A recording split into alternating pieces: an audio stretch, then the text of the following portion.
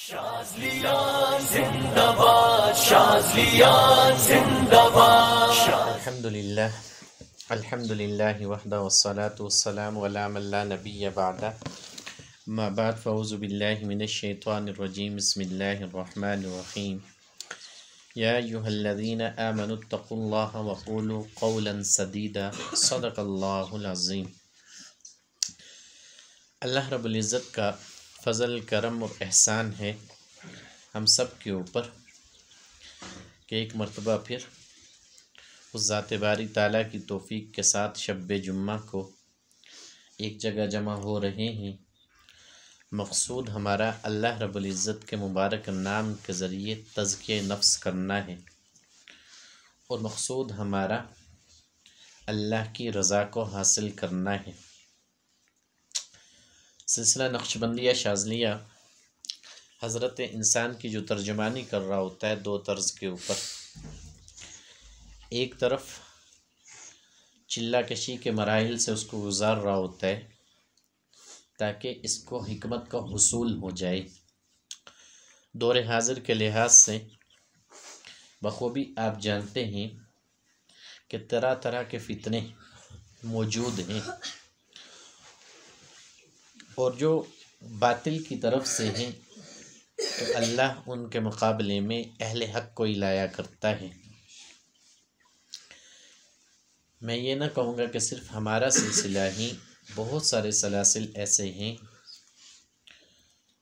جو بہت سارے لوگوں کے اوپر جو محنت کرتے ہیں حکمت کے راستے کے اوپر، ان کو بھی چلاتے ہیں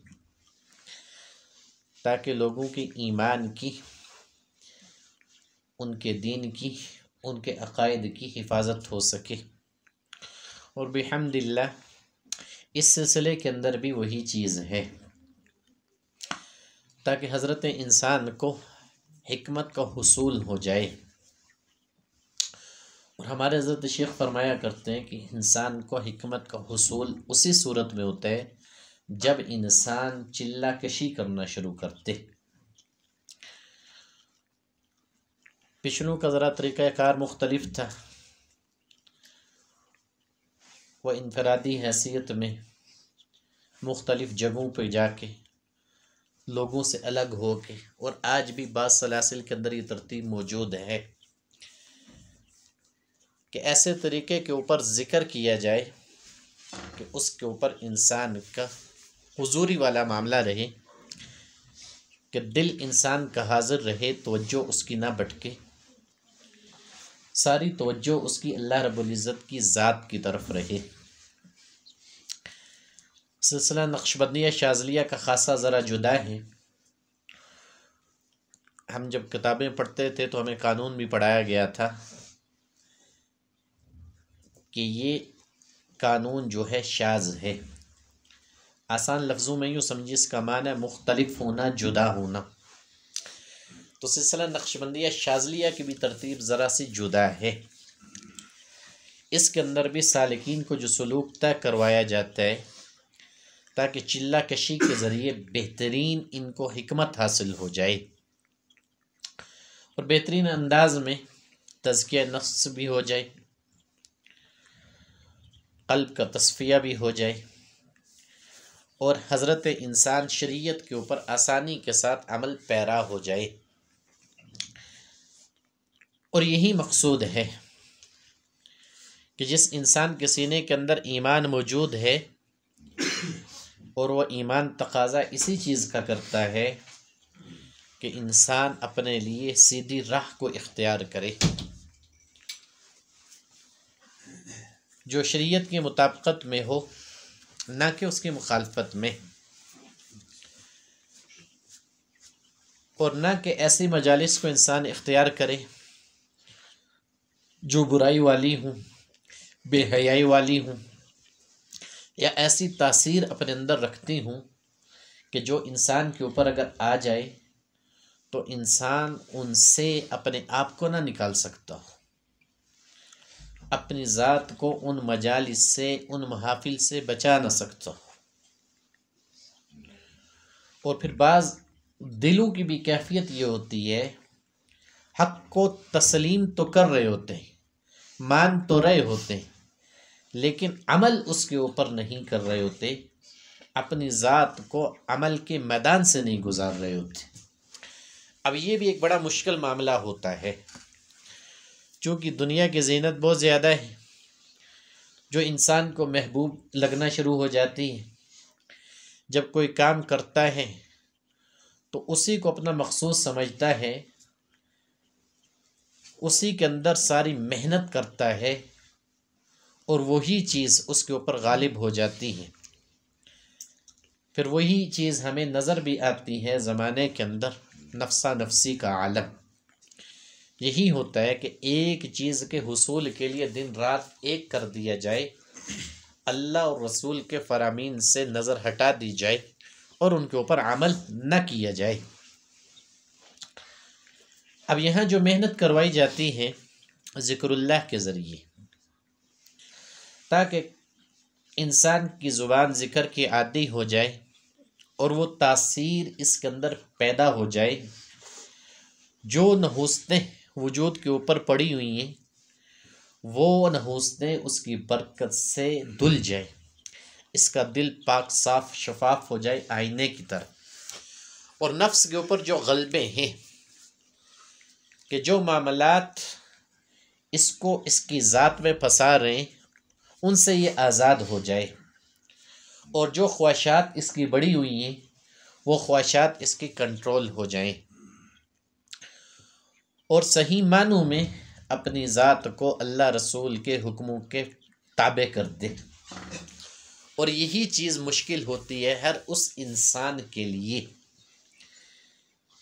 جس کے نفس کے اوپر کسی بھی مجلس کا، بری صحبت کا اثر موجود ہو، چونکہ وہ اثر اتنی جلدی وجود سے زائل نہیں ہوتا، اور دل جو ہے الہی نحوست کے اوپر ہوتا ہے تو خیر کو اتنی جلدی پکڑتا نہیں۔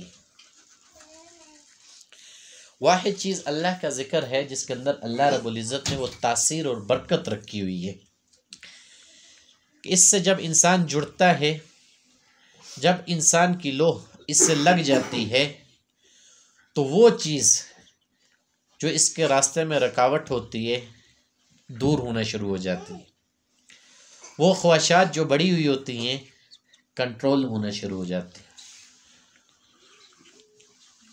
وہ جن منزلوں کے لیے یہ دن رات ایک کرتا ہے ان سے بے پرواہ اور بے فکر ہو جاتا ہے، اس لیے کہ دنیا تو ہے ہی حضرت انسان کے لیے، اور حصول جو اس کا ہے آخرت کے اندر ہے، اور اس کو دار العمل کہا گیا ہے۔ اور دار العمل کے اندر انسان جہاں دنیا کے لیے محنت کرے گا وہاں آخرت کے لیے بھی محنت کرے گا، یعنی دین اور دنیا دونوں کو لازم و ملزوم قرار دیا کہ یہ دونوں چیزیں ایک دوسرے سے جدا نہیں ہیں۔ بس جب انسان اپنی منزل کا انتخاب کرتا ہے تو اس انتخاب کرتے ہوئے اگر دنیاوی منازل ہوں تو انہیں کو مقصود سمجھ کے بیٹھ جاتا ہے۔ اب یہی چیز اس کو نکلنے نہیں دیتی، اب یہی غلبے انسان کے وجود کے اوپر غالب ہوتے ہیں، جو اس کی باطنی بصیرت ہوتی ہے اس سے اس کو محروم رکھتے ہیں۔ اس لیے ایک طرف تو وہ چل رہا ہوتا ہے، لیکن دوسری طرف جس چیز کے اوپر اس کو کامیابی کی گارنٹی اور ضمانت دی گئی ہے اس کو چھوڑ دیتا ہے۔ بس ہمارا مقصد یہ ہے کہ سالکین کو سلوک اس انداز میں طے کروایا جائے کہ جہاں وہ دنیا کے اوپر بھی محنت کریں آخرت کو مقدم رکھتے ہوئے، آخرت کو سامنے رکھتے ہوئے، اور محنت جس چیز کے ذریعے ہے وہ اللہ کے مبارک نام کے ذریعے ہے۔ اور صوفیاء کے ہاں سب سے زیادہ جس چیز کا تکرار کروایا جاتا ہے لا الہ الا اللہ۔ شروع میں قرآن حکیم کی میں نے آیت بھی آپ کے سامنے پڑھی تھی، یا ایھا الذین آمنوا اتقوا اللہ وقولوا قولا سدیدا، کہ ایمان والو تقوی کو اختیار کرو، سیدھی بات کہو۔ اب مفسرین اس کے اوپر لکھتے ہیں کہ سیدھی بات سے مراد کلمہ طیبہ ہے جو بالکل سیدھا ہے، حق بات ہے، جو رب کی ذات کی توحید کو بیان کرتی ہے۔ اب جو بھی صاحب ایمان ہوتا ہے اس سے خالی نہیں ہوتا، بس جو اس کا تکرار کرتا ہے اللہ رب العزت اس کے ایمان کو بڑھا دیتے ہیں۔ اب صوفیاء کے ہاں بھی محنت ساری جو ہوتی ہے اسی کلمے کے ذریعے ہوتی ہے۔ بخوبی آپ جانتے ہیں کہ جب ہم اس کا ذکر کرتے ہیں تو نفی اسبات کے سبق کرتے ہیں۔ ہم نے جو چیز نفی کرنی ہوتی ہے ابتداءً کہ ہمارے وجود کے اندر سے ہر قسم کی خباثتیں اللہ رب العزت اس کی برکت سے باہر کر رہے ہیں، چاہے وہ ہمارے اخلاق رذیلہ ہوں، چاہے وہ ہماری اور بری عادات ہوں، کسی قسم کی بھی ایسی عادت جو شریعت کی مخالفت میں ہو تو کرنے کا مقصود یہ ہے کہ اللہ رب العزت اس کرنے کی برکت سے جو اس کا نور ہے وہ ہمیں حاصل ہو، اور وہ نور جو اس کے مقابلے میں تاثیر ہمارے نفسوں کے اوپر بنی ہوئی ہے اس کو وہ زائل کر دے اور اس کلمے کی حقیقی برکات ہمیں حاصل ہو جائے، تاکہ ہم اپنی ذات کو سیدھی راہ کے اوپر لے کے آ جائیں۔ اور یہی ضمانت ہے اور یہی وہ چیز ہے جس کے اوپر حضرت انسان کی ابتدا ہے اور حضرت انسان کی انتہا ہے۔ چونکہ کلمہ جب پڑھتا ہے سلامتی کو پاتا ہے، کلمہ جب پڑھتا ہے تو ایمان کے ذرات سینے میں داخل ہوتے ہیں، کلمے کے اوپر جب خاتمہ ہوتا ہے تب اس کے لیے خیر کا دروازہ وہاں کے لیے کھلتا ہے، کلمے کے اوپر جب زندگی گزارتا ہے اس دار العمل کے اندر تب وہاں جا کے دار الجزا کے اندر فائدہ حاصل کرتا ہے۔ تو جو لوگ اس کے ساتھ جڑے رہے، کرتے رہے، چلتے رہے، زمانے کے اندر اللہ رب العزت نے ان کو کامیاب کیا، چاہے کسی بھی طرح کے ان کے مسائل رہے ہوں، چاہے کسی قسم کی آزمائشیں ان کے اوپر رہی ہوں، چاہے کسی قسم کی بیماریاں ان کے اوپر رہی ہوں، چاہے کسی قسم کے اور دیگر معاملات کے اندر ان کے خرابی رہی ہو، جب اس کے ساتھ جڑ گئے کہ جس کو اذکار کے اندر سب سے افضلیت والا درجہ حاصل ہے، میری بات نہیں، حضور علیہ السلام کا فرمان ہے کہ افضل الذکر جو ہے وہ ہے لا الہ الا اللہ محمد رسول اللہ۔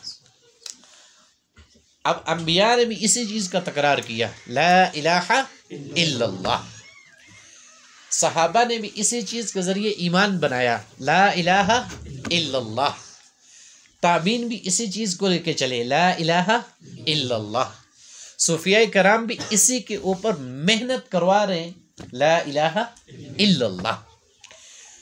اور یہ ایسی چیز ہے کہ ہر انسان کے وجود کے اندر سے ہر اس بری چیز کو نفی کر دیتی ہے جو اس کی ذات کے لیے نقصان دہ ہو، ورنہ انسان کو سمجھ نہیں آتی۔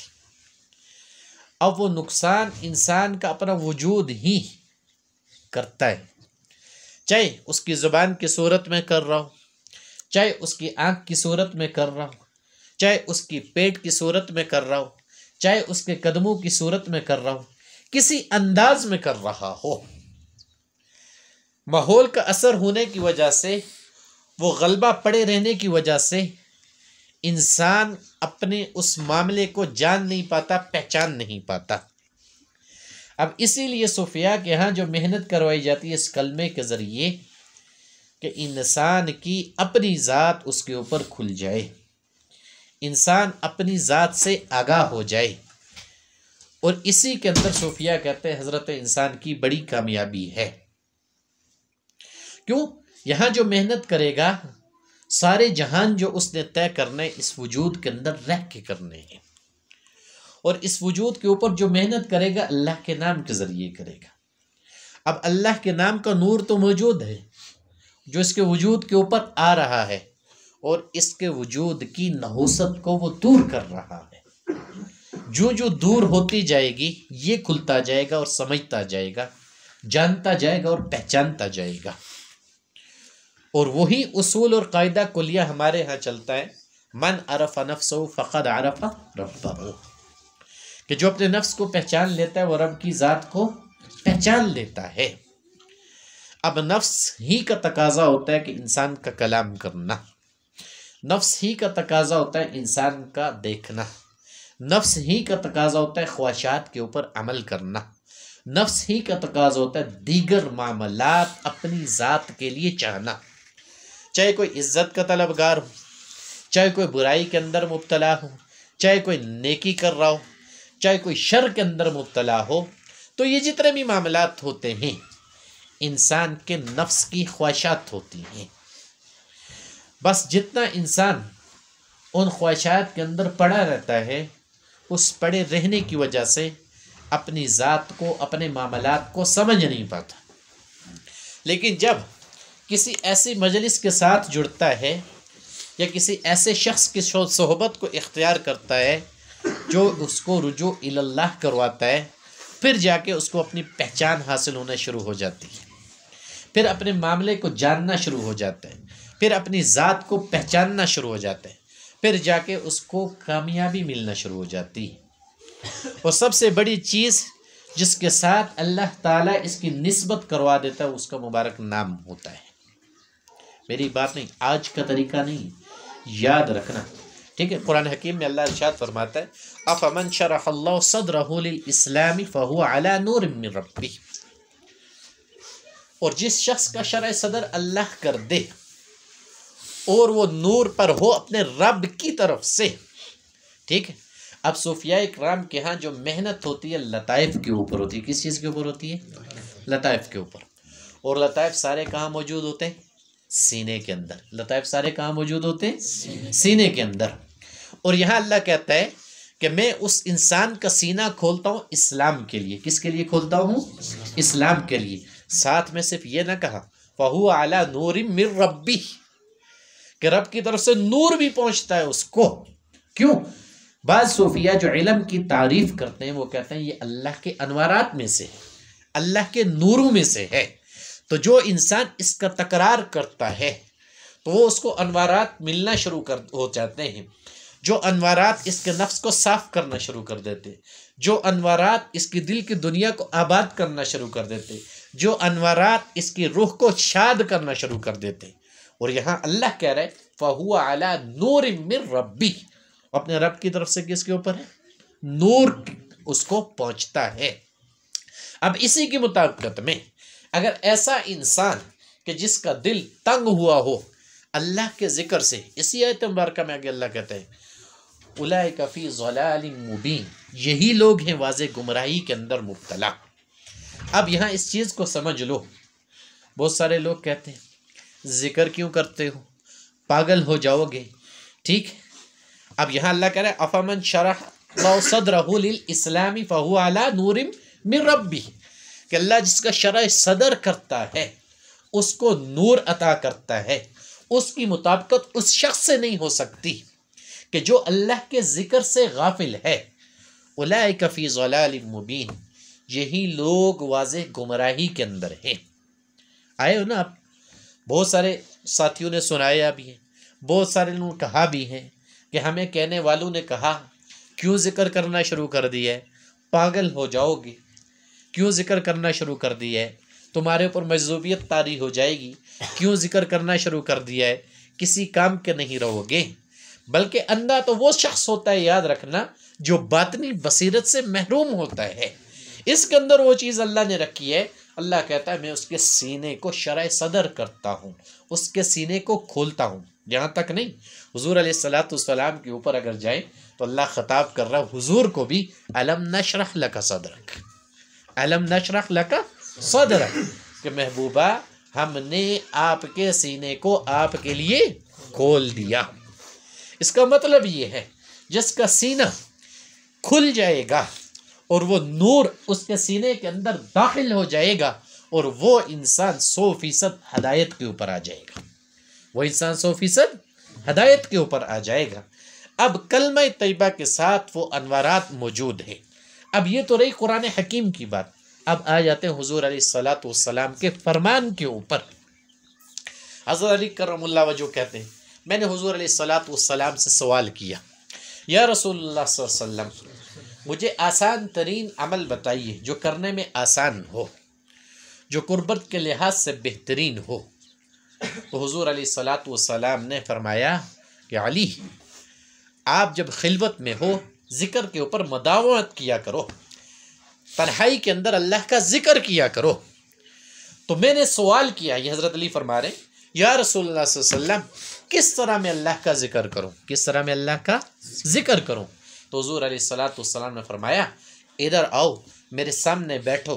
حضور علیہ الصلاۃ والسلام نے سامنے بٹھایا، کہا آنکھیں بند کر لو۔ حضور نے بھی آنکھیں بند کر لی۔ حضور نے فرمایا لا الہ الا اللہ، حضرت علی سنتے رہے۔ پھر فرمایا لا الہ الا اللہ، حضرت علی سنتے رہے۔ پھر فرمایا لا الہ الا اللہ، حضرت علی سنتے رہے۔ پھر حضرت علی رضی اللہ عنہ نے کہا اب آپ کرو۔ پھر حضرت علی کرم اللہ وجہ نے کہا لا الہ الا اللہ، حضور سنتے رہے۔ پھر فرمایا لا الہ الا اللہ، حضور سنتے رہے۔ پھر فرمایا لا الہ الا اللہ، حضور سنتے رہے۔ یعنی کہ نئی چیز نہیں، یہ طریقہ صحابہ کرام نے حضور سے لیا۔ اسی لیے بزرگ بھی اس چیز کے متعلق کہتے ہیں کہ جب آپ نے ذکر کرنا ہو تو کسی جاننے والے سے لے کے کرو، ٹھیک ہے؟ فَاسْأَلُوا أَهْلَ الذِّكْرِ إِن كُنتُمْ لَا تَعْلَمُونَ، سوال کرو اہل ذکر سے اگر تم نہیں جانتے۔ الرحمن فاسأل به خبیرہ، اس چیز کا رحمان کے متعلق جو اس راستے کی خبر رکھتے ہیں۔ تو یہاں حضور تلقین کر رہے ہیں، حضرت علی کرم اللہ وجہ طریقہ سیکھ رہے ہیں، اور حضور بتلا رہے لا الہ الا اللہ، ایسے ذکر کیا کرو۔ پھر حضرت علی کرم اللہ وجہ نے حضرت حسن بصری رحمہ اللہ کو سکھایا، پھر حضرت بصری اور اپنے حبیب اجمی کو سکھایا، پھر حبیب اجمی سے چلتا چلتا مختلف طریقوں کے اندر یہ طریقہ چلتا گیا، اور اس کے اندر وہ اشغال اور اوراد آتے گئے جو مختلف سلاسل آج آپ کو پوری دنیا کے اندر نظر آتے ہیں۔ پھر کیوں؟ اس کے اندر افضلیت بہت ہے، اس کے اندر مقام بہت ہے۔ پھر اللہ جو یہ کہہ رہے ہیں کہ میں اس کا سینہ کھولتا ہوں۔ ابو سعید خدری رضی اللہ عنہ کی روایت کے اوپر اگر آ جائے، حضرت ابو سعید خدری رضی اللہ عنہ نے بھی سوال کیا تھا یا رسول اللہ صلی اللہ علیہ وسلم اللہ کے ہاں سب سے زیادہ افضل عمل کیا ہے؟ تو حضور نے فرمایا افضل عمل یہ ہے کہ اللہ کا ذکر کیا جائے کثرت کے ساتھ، اور وہ کرنے والا اللہ کے ہاں بھی افضل ہوتا ہے۔ تو حضرت ابو سعید خدری رضی اللہ عنہ فرمانے لگے یا رسول اللہ صلی اللہ علیہ وسلم کیا جو شخص اللہ کے راستے میں جہاد کر رہا ہے اس سے بھی افضل ہوتا ہے؟ تو حضور علیہ الصلاۃ والسلام نے فرمایا ہاں، اس سے بھی افضل ہوتا ہے۔ اگر وہ مجاہد اللہ کے راستے میں جہاد کر رہا ہو اور اس کے وجود کے اوپر زخم آئے، اس کے وجود سے خون ٹپک رہا ہو، اس کی تلوار خون آلود ہو جائے، شہادت اس کی واقع نہ ہو، الا یہ تب بھی وہ ذاکر اس جہاد کرنے والے سے زیادہ افضل ہے۔ اب یہ اس کی فضیلت ہے۔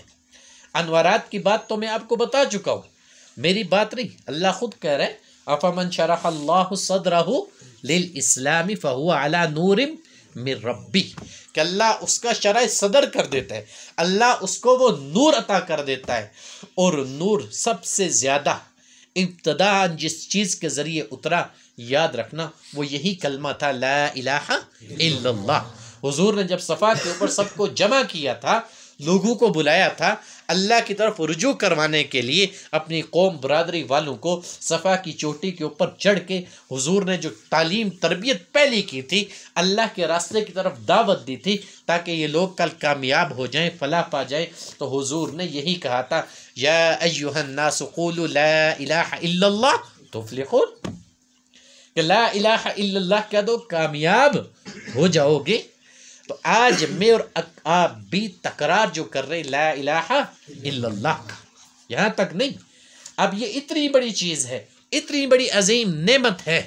اللہ کے نبی صلی اللہ علیہ وسلم نے فرمایا جب تک انسان کی زبان چل رہی ہوتی ہے تب تک اس بندے کو اللہ کا ساتھ مل رہا ہوتا ہے، تب تک اللہ کا ساتھ اس بندے کو مل رہا ہوتا ہے جس بندے کی زبان ذکر کے اوپر چل رہی ہوتی ہے۔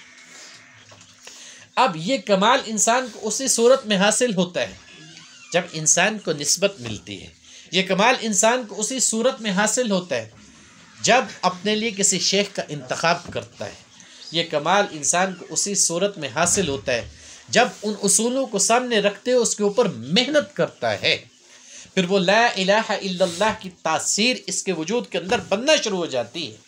اب کیوں ضربیں لگائی جاتی ہے دل کے اوپر؟ یاد رکھنا، اللہ قرآن حکیم کے اندر جب دلوں کی حالتوں کو بیان کرتا ہے تو اللہ کہتا ہے بعض دل ایسے جو پتھروں کی طرح سخت ہے۔ اب پتھر کو بھی کارآمد بنانے کا طریقہ کیا ہوتا ہے؟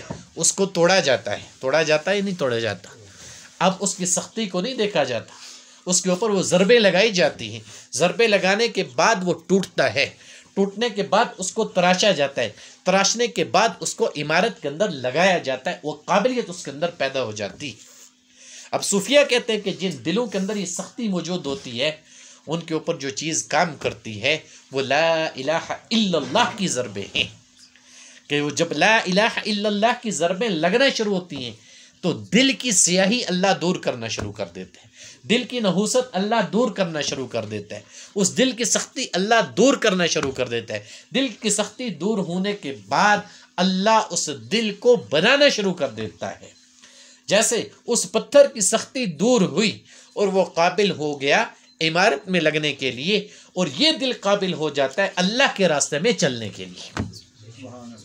اب یہ تاثیر اور برکات جو موجود ہے اسی کلمہ طیبہ کے اندر موجود ہے، جس کا ہم نفی اثبات کر رہے ہوتے، جس کا ہم تکرار کر رہے ہوتے، نور تو اس کے اندر موجود ہے۔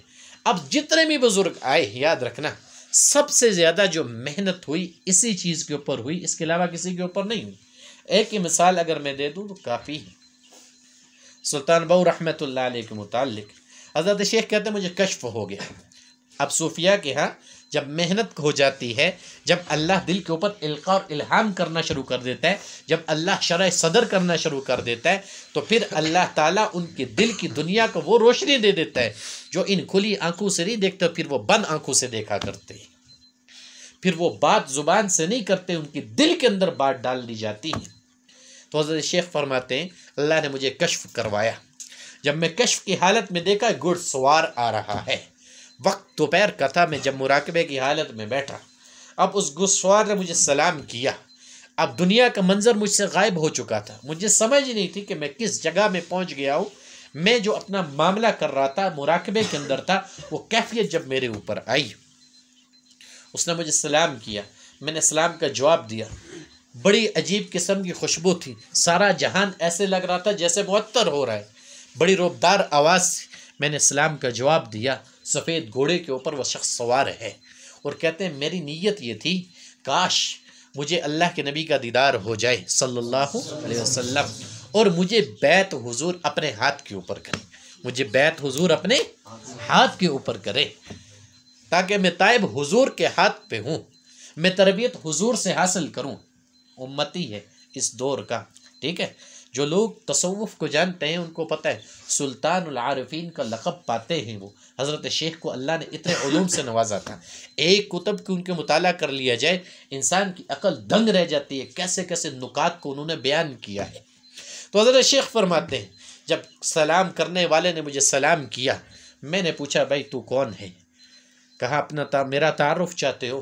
کہا جی تعارف کروا دو۔ کہا میرا نام علی المرتضیٰ ہے، میرا نام علی المرتضیٰ ہے، ٹھیک ہے، اور پیچھے میں وہ حدیث بتا چکا تھا آپ کو کہ موازنہ کرتے جانا کہ حضرت علی کہہ رہے ہیں یا رسول اللہ میں ذکر کس انداز میں کروں، تو حضور نے کر کے دکھایا کہ علی ایسے ذکر کرو، پھر حضرت علی نے وہ حسن بصری کو دیا، پھر حسن بصری نے حبیب عجمی کو دیا، حبیب عجمی سے چلتا چلتا پوری دنیا کے اندر جتنے سلاسل ہیں اس طریقے سے اس کی ابتدا ہو رہی ہے۔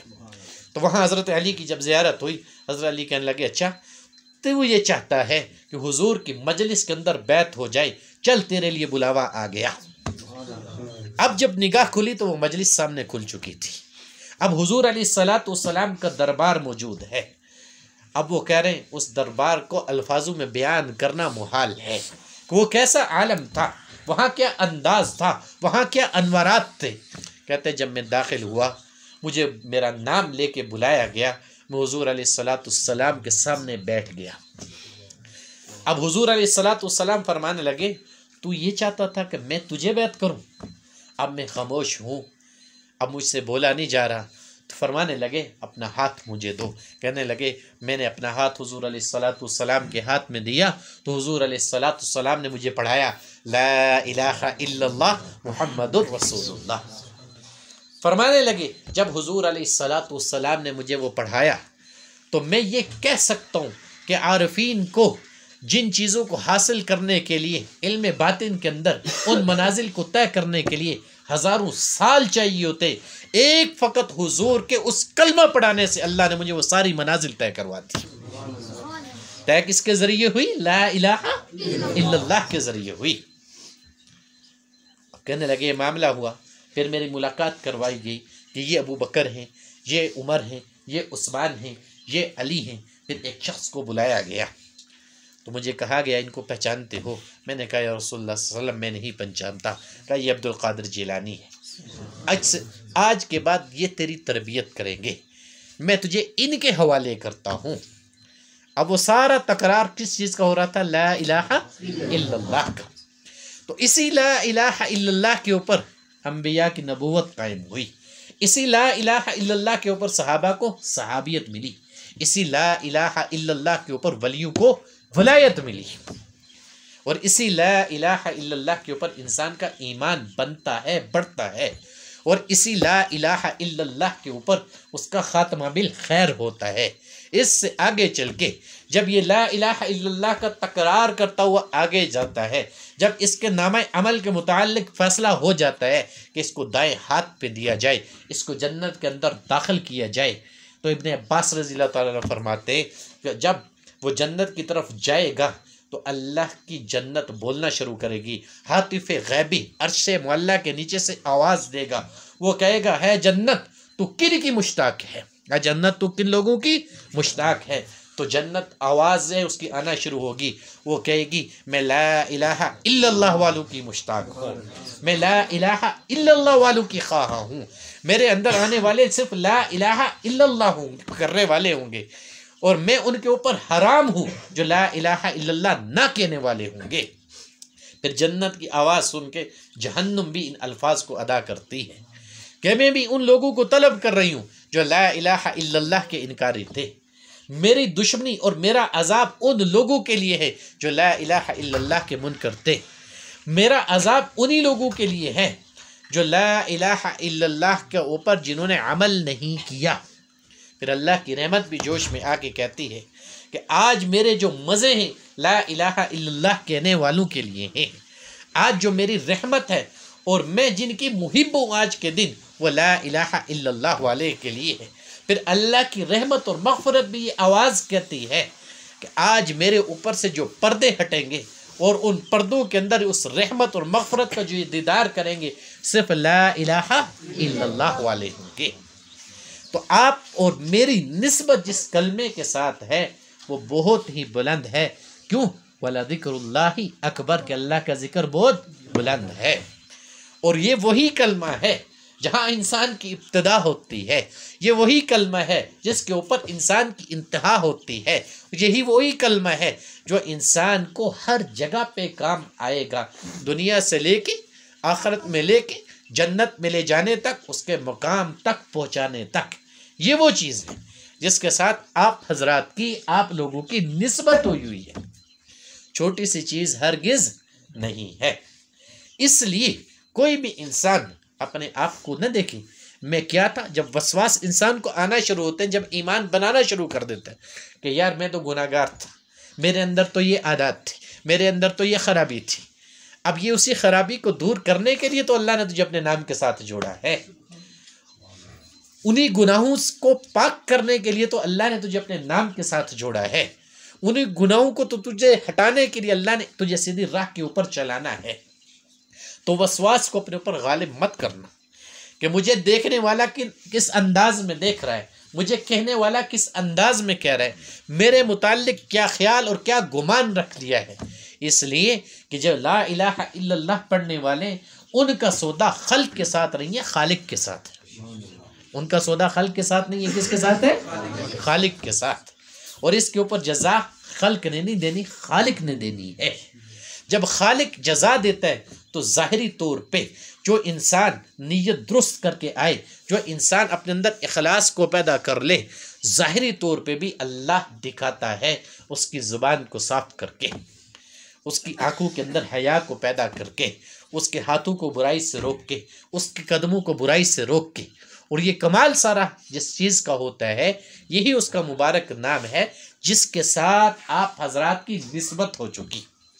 اور دوسری طرف جو شروع میں نے آپ کو بات کہی تھی کہ اس سلسلے کے اندر ایک خاصا حکمت کا ہے کہ جب آپ چلہ کشی کرتے ہو، جب علاج اور معالجہ کرتے ہو، اور وہ اسرار اور رموز اللہ آپ کے اوپر کھول دیتا ہے جو آپ کے دلوں کے اندر القاء اور الہام ہو رہے ہوتے، جب آپ دوسرے سے کہتے ہو کہ یار یہ معاملہ، وہ پریشان ہو جاتا ہے، یار اس کو کہاں سے پتہ چل گیا؟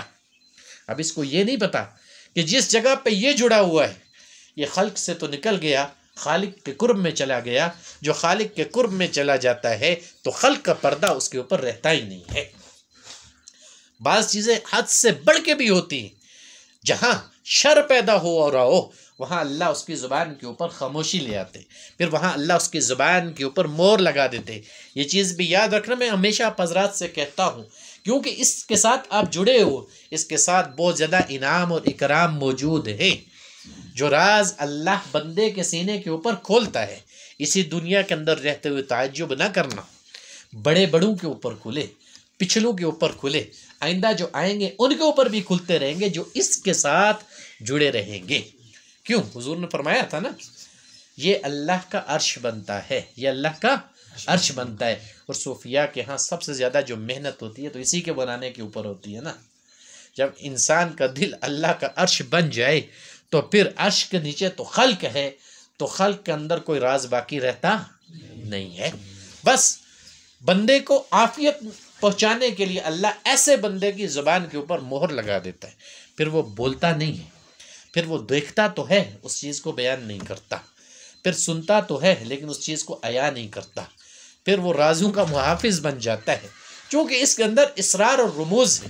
اور دوسری طرف جب میدان عمل میں آپ آتے ہو، بہترین انداز میں حکمت کا کام اللہ آپ سے لے رہا ہوتا ہے، اور محنت ساری آپ کی لا الہ الا اللہ کے اوپر چلی آ رہی ہوتی ہے، محنت ساری آپ کی اذکار کے اوپر چلی آ رہی ہوتی ہے، محنت ساری آپ کی آخرت کو سنوارنے کے اوپر ہوتی ہے۔ پھر یہاں اللہ آپ کو آپ کی خواہشات کے اوپر کنٹرول کرنا بھی سکھا دیتا ہے، اور اتنا کنٹرول ہوتا ہے پھر قرآن حکیم بھی کہتا ہے یا ایتھا النفس المطمئنہ، کہ اطمینان پانے والے نفس، پھر خوف اس سے نکل جاتا ہے کہ میرا معاملہ بنے گا یا نہیں بنے گا۔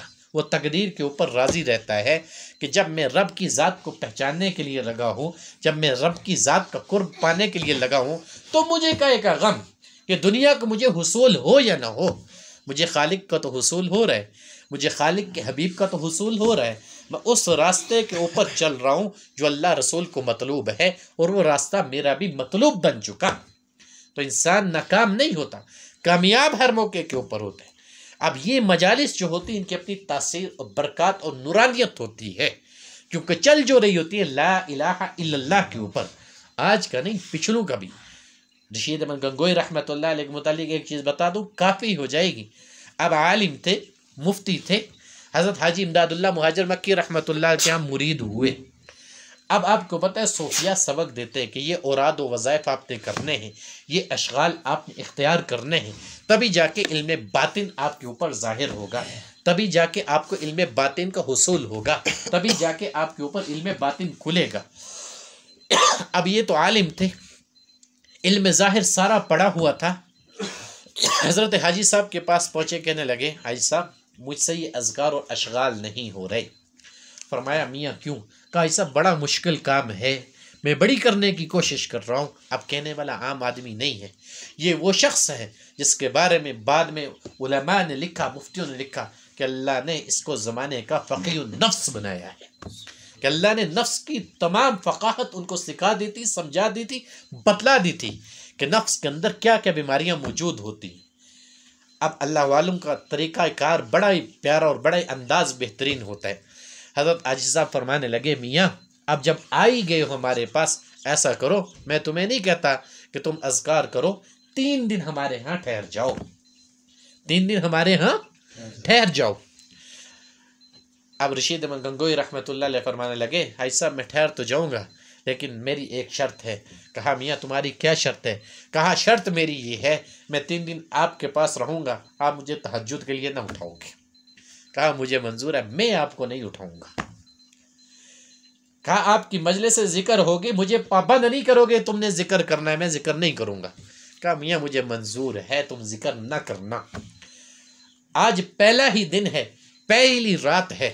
حاجی صاحب رحمۃ اللہ علیہ جب رات کو اٹھے، وضو کیا، مصلی کے اوپر بیٹھے، جب لا الہ الا اللہ کی ضربیں لگانا شروع کی، اب پڑھنے والا وہ اتنا بڑا بزرگ ہو جس کے اوپر نور کی وہ اقسام چل رہی ہوں، جس نور کو اللہ اس کے ذریعے تقسیم کر رہا ہو، بر صغیر کے اندر بہت بڑا نام ہے۔ اب وہی آواز اس شخص مفتی رشید احمد گنگوئی رحمۃ اللہ علیہ کے کان میں پڑتی ہے۔ مفتی رشید احمد گنگوئی رحمۃ اللہ فوراً اٹھتے ہیں اور سرور آنا شروع ہو جاتا ہے کہ یار کس انداز میں اللہ کا کلام پڑھا جا رہا ہے، کس بہترین انداز میں ذکر ہو رہا ہے، اور یہ ذکر تو میرے دل میں اتر رہا ہے۔ فوراً اٹھے، دوڑے گئے، وضو کیا، حاجی صاحب پڑھ رہے لا الہ الا اللہ، یہ بھی سامنے بیٹھ گئے، پڑھنا شروع کر دیا لا الہ الا اللہ۔ اب دونوں مل گئے، اب ذکر کرتے رہے، تہجد کا وقت ہوا، تہجد بھی ادا کی۔ جو شرط یہ لگا رہے تھے کہ میں ذکر نہ کروں گا، میں تہجد نہ پڑھوں گا۔ جب ایک اللہ والے نے اپنی ذات کو اللہ کی طرف موڑ دیا تھا، جب وہ موڑتا ہے تو پھر اللہ کے وہ انوارات آنا شروع ہو جاتے ہیں۔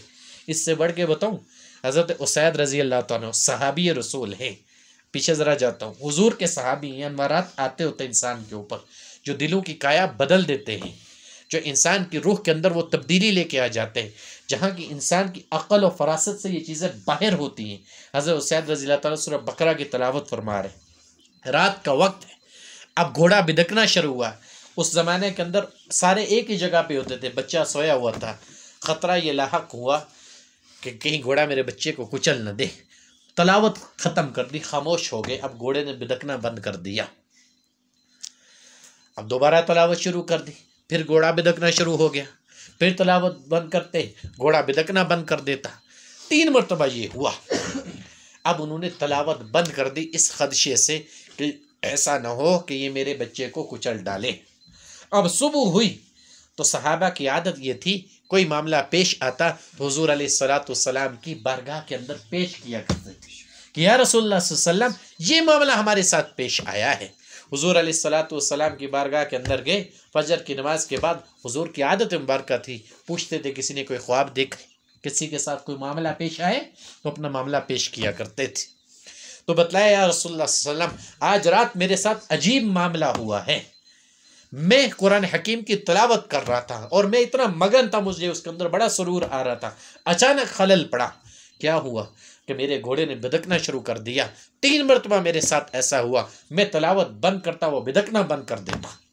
بالآخر میں نے اس خوف سے کہ کہیں میرے بچے کو کچل نہ ڈالے میں نے تلاوت کو روک دیا۔ تو حضور نے فرمایا تجھے پتہ ہے رات کو کیا ہو رہا تھا؟ تو صحابی کہنے لگے اللہ اور اس کا رسول بہتر جانتے ہیں کہ رات کو کیا ہوا تھا۔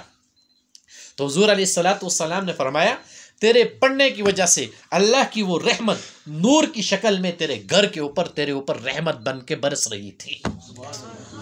جس کو تو دیکھنے سے عاجز تھا وہ جانور دیکھ رہا تھا، اور وہ جب نور آ رہا تھا وہ اس سے برداشت نہ ہو رہا تھا، اس برداشت نہ ہونے کی وجہ سے وہ بدک رہا تھا۔ تو جب بھی تلاوت کو روک دیتا وہ بدکنا چھوڑ دیتا۔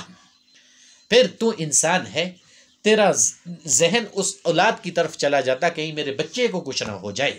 تو جب تلاوت شروع کرتا پھر وہ نور آنا شروع ہو جاتا، گھوڑا پھر اس کو دیکھتا بدکنا شروع ہوتا۔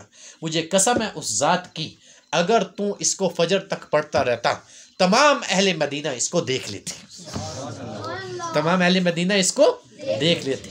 آیت بھی کیا تھی؟ افمن شرح اللہ صدرہ للاسلام فہو علی نور من ربی، کہ جس کا شرح صدر اللہ کرتا ہے اس کو اپنے نور کے اوپر رکھتا ہے۔ حضور کو خطاب فرمایا الم نشرح لک صدرک، آپ کے سینے کو کھولا. اور یہاں رشید احمد گنگوئی رحمۃ اللہ علیہ حضرت حاجی صاحب کے پاس آ کے یہ کہتے ہیں مجھ سے اوراد و وظائف حاجی صاحب نہیں ہوتے، لیکن جب حاجی صاحب لا الہ الا اللہ کا تکرار کرنا شروع کرتے ہیں ادھر روح رشید احمد کی بھی بیدار ہوتی ہے اور وہ روح اس روح کے ساتھ جڑتی ہے. وضو کرتے ہیں، دو زانو ہو کے سامنے بیٹھتے ہیں، حضرت شیخ کے ساتھ مل کے لا الہ الا اللہ کا تکرار کرتے ہیں. اب یہ نہ کہا تھا کہ میاں تہجد پڑھو، یہ نہ کہا تھا کہ میاں ذکر کرو ہی کرو.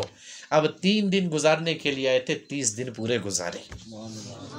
3 دن گزارنے کے لیے آئے تھے، 30 دن پورے گزارے. 30 دن کے بعد حضرت شیخ نے خرقہ خلافت عطا کیا، کہا میاں اب چلے جاؤ. اب جو 30 دنوں کے اندر تمہارے دل کے اوپر جو توجہات پڑ چکی، تمہارے جو دل کی دنیا آباد ہو چکی، اب تم قبر میں تو چلے جاؤ گے، یہ کبھی نہیں بجھے گی.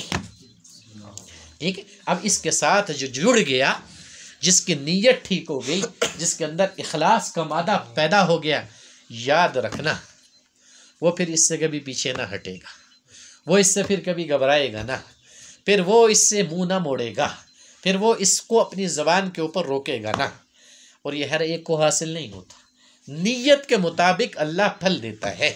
جیسی انسان نیت لے کے آتا ہے ایسا اس کو اس کا اجر دیا جاتا ہے. ہمارے حضرت شیخ فرمائے جاتے ہیں کہ بہت سارے ایسے بھی آتے ہیں جو مفاد پرست ہوتے ہیں، مفاد کی وجہ سے جڑتے ہیں، لیکن چلو اللہ کے نام کے ساتھ جڑے، لیکن ایک حد تک، ایک درجے تک ان کو وہ چیز ملے گی، بس وہ ختم ہو جائے گی. لیکن مکمل طور پہ خیر اور وہ جو علم باطن کا کلنا، علم ظاہر جس کو حصول ہوگا وہ اسی کو ہوگا جو شروع سے لے کے آخر تک اس کے ساتھ جڑا رہے گا، جو وسواس سے اپنے آپ کو بچا کے رکھے گا، جو اپنے عمل کی فکر رکھ کے چلے گا، وہ کبھی ناکام نہیں ہوگا. کیوں؟ جب اللہ نے اس کے ساتھ انبیاء کی نبوت کو قائم رکھا، صحابہ کی صحابیت کو قائم رکھا، ولیوں کی ولایت کو قائم رکھا، اور جو زبان اس کے اوپر چلتی رہے گی کہ اللہ کبھی اس زبان کو ناکام نہیں ہونے دے گا، الا یہ کہ ایسے انسان کی نیت درست اور ٹھیک ہوگی. تو ہم سارے اس کے ذریعے آج نہیں تو کل ضرور کامیاب ہو جائیں گے، اور گارنٹی بھی اسی چیز کے اوپر دی گئی ہے. تو جو انسان دنیا میں کرتا ہے تو جب موت کا وقت آتا ہے وہی چیز اس کے سامنے آتی ہے. تو آپ جو کرتے ہو وہ لا الہ الا اللہ کرتے ہو. آپ کا چرہ صدر یہاں ہو رہا ہے، آپ کے انوارات یہاں ہوتے ہیں، اور فرشتے بھی نور ہوتے ہیں. یاد رکھنا جب وہ نور آتا ہے، جہاں نور موجود ہو، نور کے ساتھ جب ٹکراتا ہے وہ نور علی نور ہو جاتا ہے، اس کے اندر مزید وہ وسعت پیدا ہو جاتی ہے. زبان چلے یا نہ چلے پھر وہ کہہ رہے ہوتے ہیں لا الہ الا اللہ. تو بس اسی کے اندر ہر ایک کی کامیابی ہے. تبلیغی جماعت والے بھی یہی جملہ اختیار کرتے ہوتے ہیں. تو صوفیہ کا کام ان سے بڑھ کے ہوتا ہے. جہاں پر اللہ رب العزت ان کو جس جگہ سے گزار رہا ہوتا ہے وہاں عین الیقین کروا رہا ہوتا ہے، وہاں حق الیقین کے اوپر چلاتا ہے، تو وہاں علم باطن ان کے اوپر کھولتا ہے، جہاں اللہ تعالیٰ ان کے دل کی روشنیوں کو روشن کرتا ہے، اور ان کو وہ آنکھ دیتا ہے، وہ باطنی بصیرت دیتا ہے جہاں سے وہ دیکھ سکتے ہیں. عام آدمی وہاں کا مشاہدہ کر نہیں سکتا. ان کے دل کی جو حالت ہوتی ہے عام آدمی ان کے دلوں تک پہنچ ہی نہیں سکتا. بس اللہ ہماری اس ٹوٹی پھوٹی محنت کو اپنے دربار میں قبول و منظور فرمائے. اس کے اندر جتنی بھی کمیاں کوتاہیاں اللہ سب کو معاف فرمائے. اس کی برکت سے ہم سب کے صغیرہ کبیرہ گناہوں کو معاف فرمائے. جتنا بھی ہمارا پڑھنے پڑھانے کا ثواب ہے تمام انبیاء کرام کو پہنچائے، بالخصوص نبی علیہ الصلوۃ والسلام کو پہنچائے، تمام صحابہ کرام صحابیات کو پہنچائے، تمام حضرات اہل بیت کو پہنچائے، تمام تابعین تبع تابعین سلف صالحین بزرگان دین اسلام کو پہنچائے، بالخصوص سلسلہ نقشبندیہ شاذلیہ کے بزرگوں کو پہنچائے. بالخصوص کی برکت سے اللہ حضرت شیخ کا فیض 400 عالم پھیلائے، اس سلسلے کا فیض اللہ 400 عالم پھیلائے، بندہ فقیر کی خانقاہ کا فیض اللہ 400 عالم پھیلائے. اس کے ساتھ جتنے بھی ساتھی جڑے مرد ہیں، عورتیں، بچے ہیں، بوڑھے، اللہ سب کو اس کے انوارات اور برکات پہنچائے. اللہ سب کی مشکلیں آسان فرمائے، اللہ سب کی مصیبتوں کو دور فرمائے. جو بے روزگار ہیں اللہ سب کو حق حلال کا روزگار عطا فرمائے. جو بے اولاد ہیں بالخصوص اللہ اس کی برکت سے ان کو نیک صالح اولاد عطا فرمائے. جتنے بھی مسلمان بیمار ہیں اللہ سب کو شفا یاب فرمائے. جو ہمارے پاس علاج معالجے کی غرض سے آتے ہیں اللہ سب کو شفا کاملہ عاجلہ مستمرہ عطا فرمائے. بالخصوص اللہ اس کی برکت سے ملک فلسطین کے مسلمانوں کی مدد اور نصرت فرمائے، بالخصوص کی برکت سے اللہ ملک پاکستان کی اندرونی اور بیرونی شرور سے حفاظت فرمائے، بالخصوص اس کی برکت سے اللہ ہمارے حکمرانوں کو ہدایت عطا فرمائے، بالخصوص ہم سب کو ہمارے ملک پاکستان کے لیے ایک ہونے کی توفیق عطا فرمائے۔ اللہ ہم سب کے صالح اعمال کو اپنے دربار میں قبول و منظور فرمائے۔ قدم کے شاذلیان زندہ باد۔